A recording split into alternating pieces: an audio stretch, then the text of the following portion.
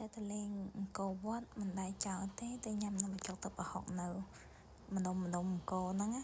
ហើយថ្ងៃហ្នឹងក្តៅពេកចេញពីអង្គរភ្លាមគឺដាក់ទឹកអំពៅមួយកែវហើយដូចបងប្អូនបានឃើញអញ្ចឹងគឺមិនចោលទេនំបញ្ចុកទឹកប្រហុកសៀមរាបហ្នឹងឲ្យទៅលេងអង្គរវត្តមកនៅផ្ទះអីអត់នឹកអីតែពេលទៅដល់អង្គរគឺមិនដែរហូររំលងទេហើយថ្ងៃហ្នឹងគឺចូលញ៉ាំកន្លែងហ្នឹងជាលើកទី1ដូចគ្នាអត់ដែរញ៉ាំពីមុនទេហើយក៏មួយឈុតហ្នឹង12000ញ៉ាំបាន2អ្នកបងថ្លៃព្រោះទៅ2អ្នកបងថ្លៃអញ្ចឹងបងប្អូនហើយនេះជារបៀបដែលខ្ញុំលាយនំបញ្ចុកញ៉ាំយើងដាក់បន្លែគ្រប់មុខនិយាយទៅខ្ញុំចូលចិត្តញ៉ាំបន្លែដែលដាក់ជាមួយនំបញ្ចុកទាំងអស់អត់តែទឹកសក់ហើយនឹង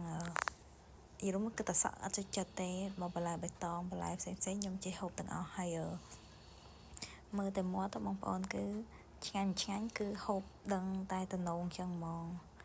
ជួបគ្នានៅវីដេអូក្រោយទៀតបាយបាយ